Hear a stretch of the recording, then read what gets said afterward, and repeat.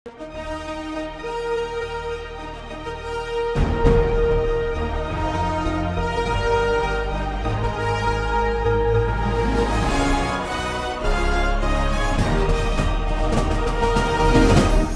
பார்த்து கொண்டிருப்பது உங்கள் ஜாஷ்வா டிவி. சகல ஜனங்களுக்கும் நற்செய்தி.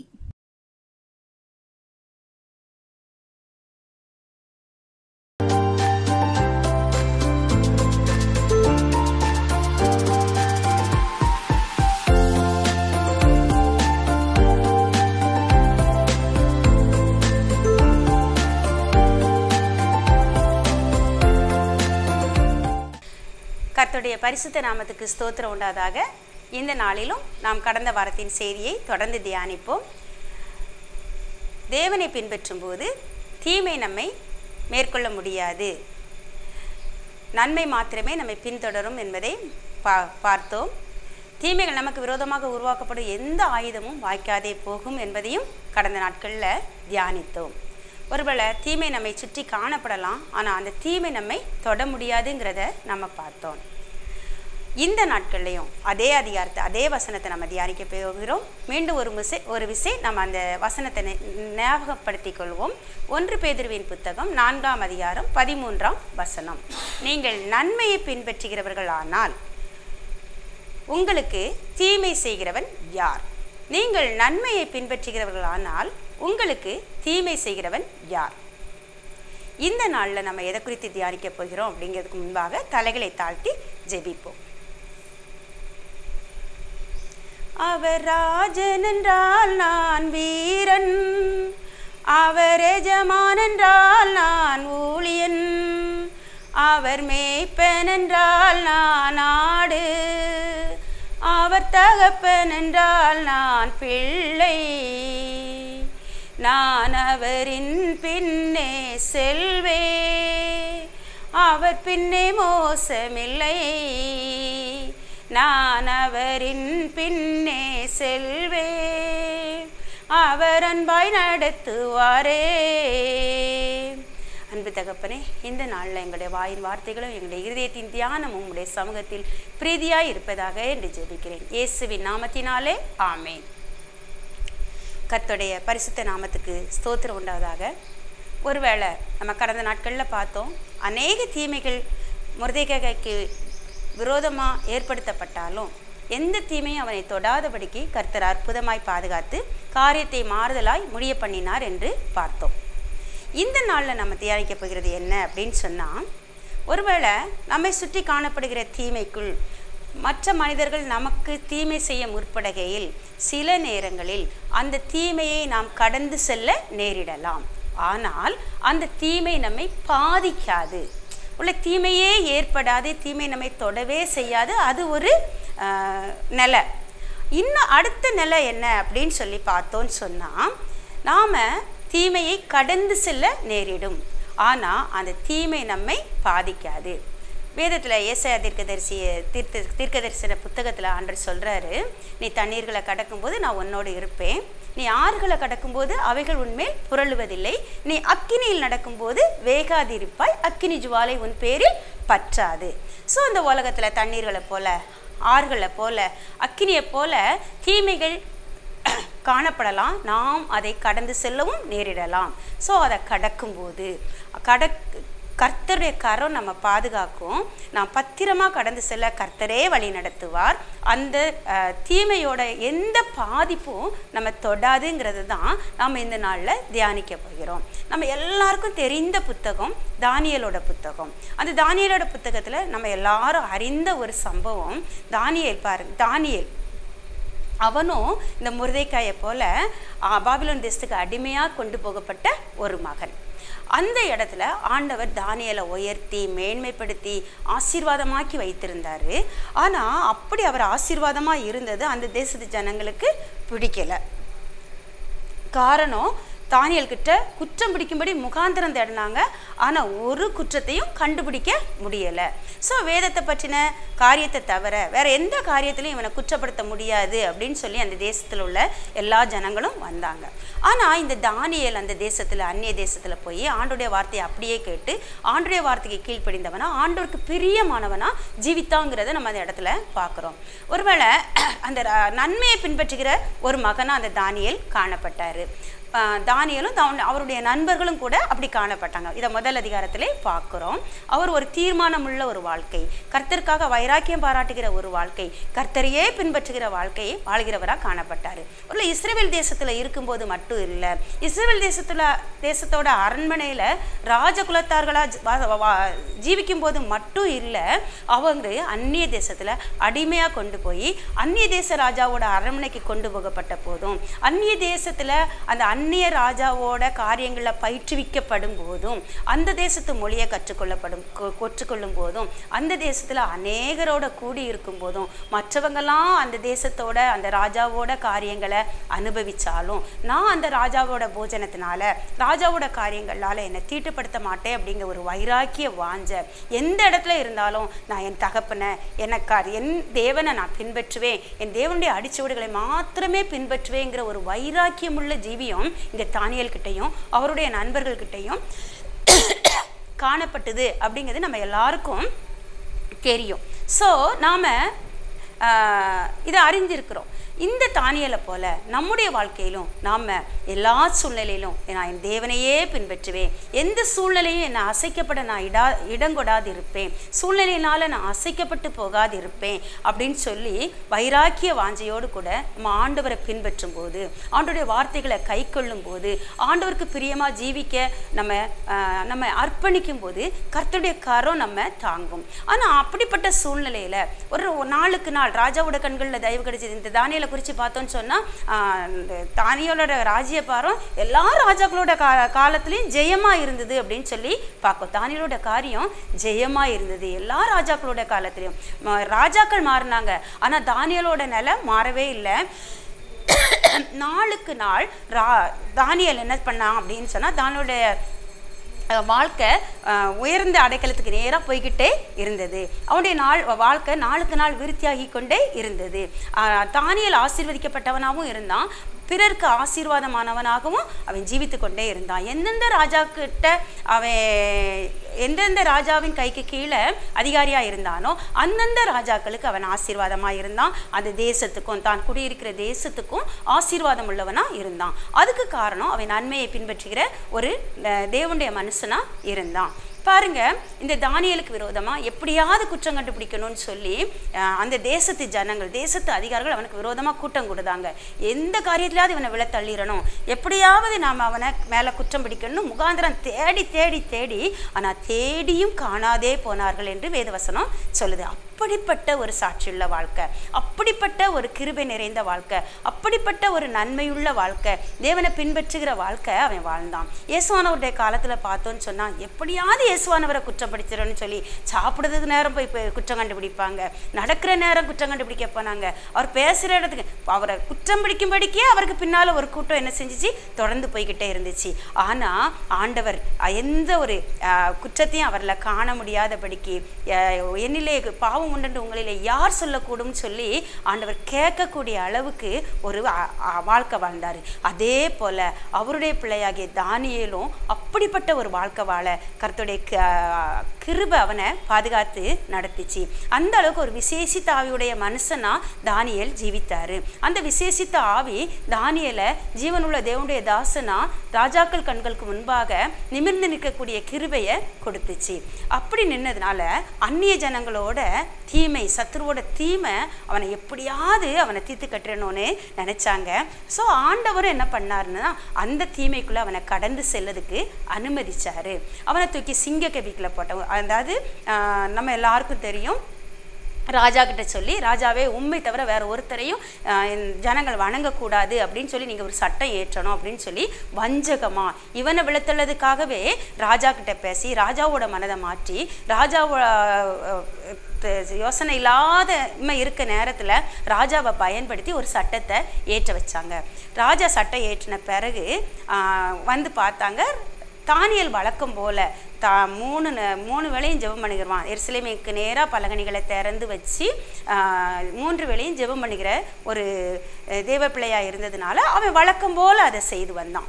இது அவங்களுக்கு தெரியும், எந்த சூழ்நிலையும் இதை விட மாட்டான். அப்போ சட்டம் ஏற்றின போதும் அவன் விட மாட்டான், நம்ம சட்டத்தை மீறினான்னு சொல்லி அவனை குற்றப்படுத்தலாம் அப்படின்னு சொல்லி தான் அதுக்குரிய தண்டனையும் என்னன்னா அவன் சிங்க கெபியில் போடப்படணும் அப்படின்னு சொல்லி சட்டம் போட்டு வச்சுட்டாங்க.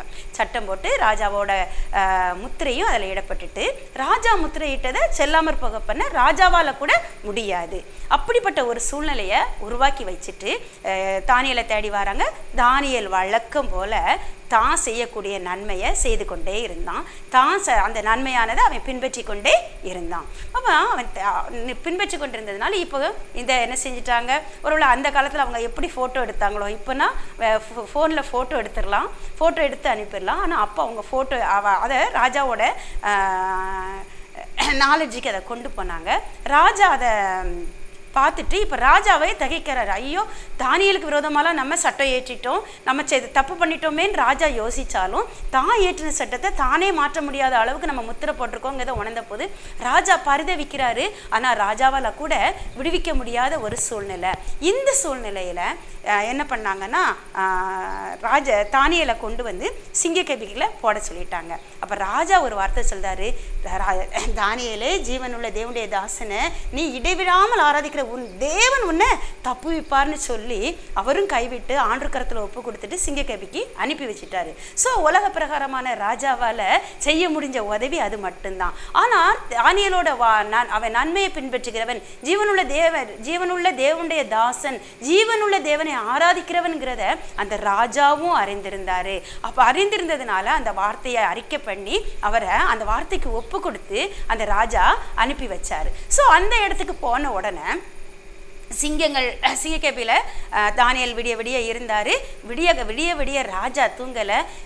விடியாமலுமா எழும்பி வந்து ராஜா தானியேல்கிட்ட கேட்காரு, ஜீவனுள்ள தேவனுடைய தாசனே தானியேலே, உன் தேவன் உன்னை தப்புவிக்க வல்லவராக இருந்தாரான்னு சொல்லும்போது உள்ளே இருந்து ஒரு சத்தம் கேட்கு, ராஜாவே நீர் வாழ்க அப்படின்னு சொல்லி. பாருங்க, இந்த இடத்துல தானியேல்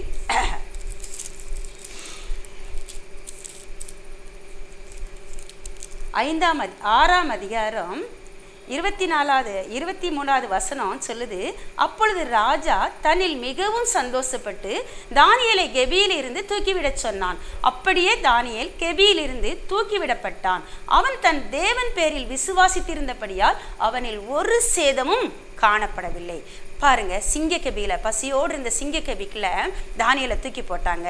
ஆனால் சிங்கங்கள் அவனை சேதப்படுத்தாதபடிக்கு கர்த்தர் தம்முடைய தூதனை அனுப்பி சிங்கங்களின் வாயை கட்டி போட்டார் அப்படின்னு அவர் சொல்றாரு.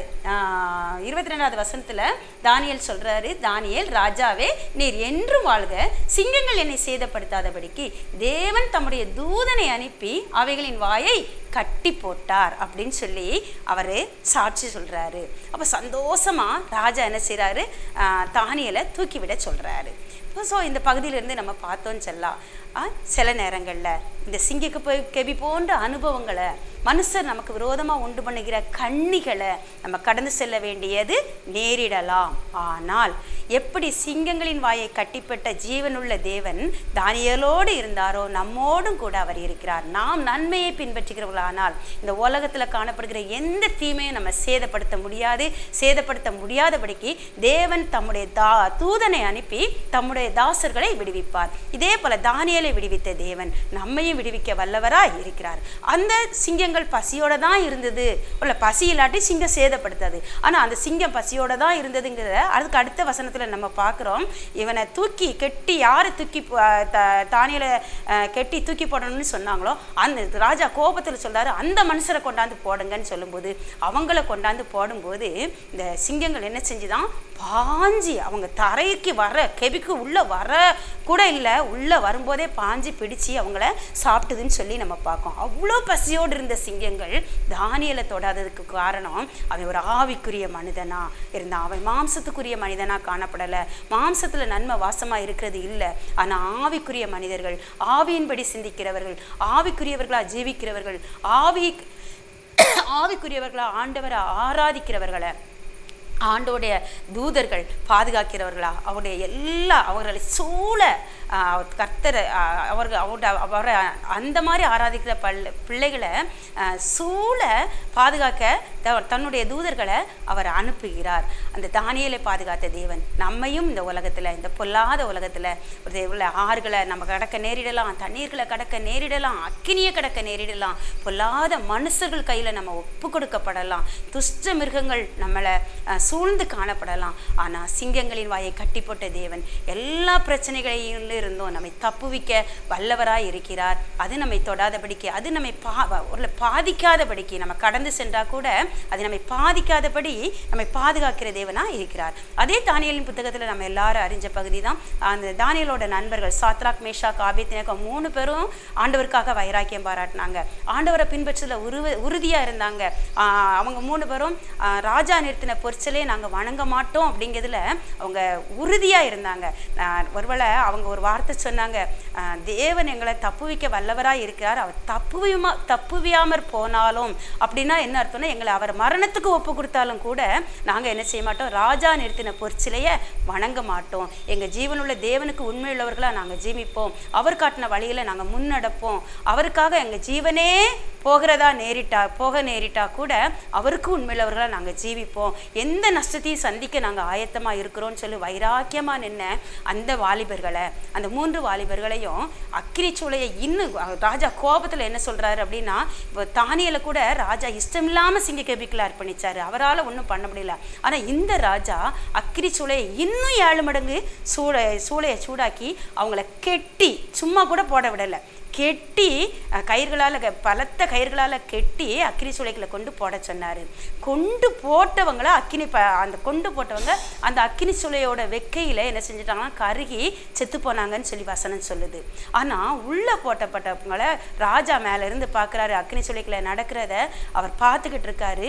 இவங்க விடுதலையாக அக்கினி சூளைகளை உலாவுனாங்க அப்படின்னு சொல்லி பார்க்கும். அந்த அக்கினி சுவாலை அவங்க மேலே பற்றலை, அந்த தீமை அவங்கள பாதிக்கலை, அவங்க விடுதலையாக உலாவுதாங்க. அவங்களுக்கு மத்தியில் தேவதூதனை போல ஒருத்தருக்கு 4 பேர் உலாவுதாங்க. நம்ம 3 பேரை தானே போட்டோம், அங்கே 4 பேர் உலாவுதாங்களேன்னு சொல்லி ராஜா பிரமித்து நடுங்கி எழும்பி நின்று அவங்ககிட்ட போய் அவங்கள வெளியே வர சொல்கிறாரு.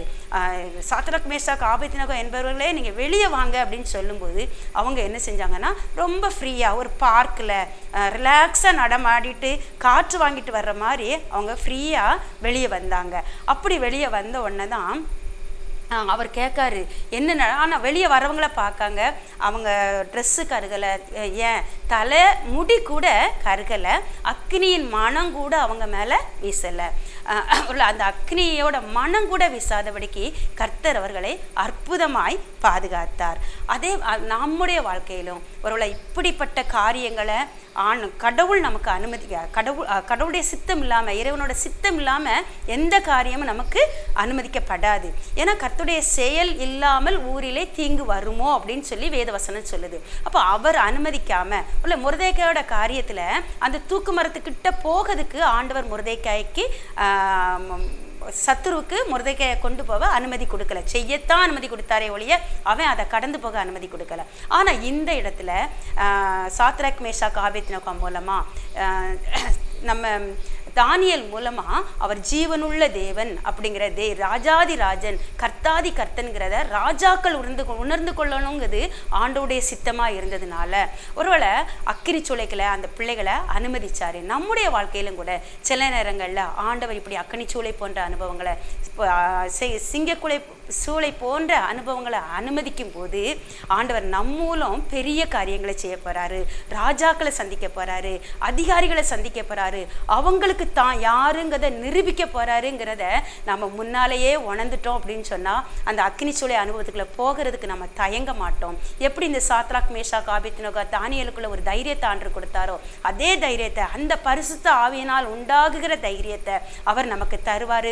அந்த பரிசுத்த ஆவியோட பலத்தினால, அந்த அபிஷேகத்தை பலத்தினால எல்லா நுகங்களும் நமக்கு எளிதாக்கப்படும். எல்லா நுகங்களும் மூலமாகவும் நாம் நம்முடைய ஆண்டவர், நான் ஆராதிக்கிற தேவன் அவர் ஜீவனுள்ள தேவன், நான் ஜீவனுள்ள தேவனுடைய பிள்ளைங்கிறத நம்ம மூலம் ஆண்டவர் இந்த உலகத்துக்கு அவருடைய நாமத்தையும் மகிமைப்படுத்துவார், நம்மிலையும் அவர் மகிமைப்படுவார். ஸோ நம்ம எந்த சூழ்நிலையிலையும் அதை குறித்து கவலைப்படாதபடிக்கு உள்ள செங்கடல் போன்ற அனுபவங்கள் எதிராக நிற்கலாம். இது உள்ள இந்த செங்கடலை நான் எப்படி கடந்து போகிறேன்னு நம்ம திகைச்சு நிற்கலாம். ஆனால் ஆண்டுடைய கரத்தை பற்றி கொண்டு அவர் காட்டுற வழியில் நம்ம விசுவாசத்தோடு அவரோட கரத்தை பற்றி கொண்டு முன்னேறி செல்லும்போது, அவருடைய வார்த்தையை பற்றி கொண்டு முன்னேறி செல்லும்போது எது நமக்கு தடையாக காணப்பட்டுச்சோ, எது நம்ம பயமுறுத்திச்சதோ அதே நமக்கு வழியாக மாறும், அதுவே நமக்கு பாதுகாப்பாக மாறும்.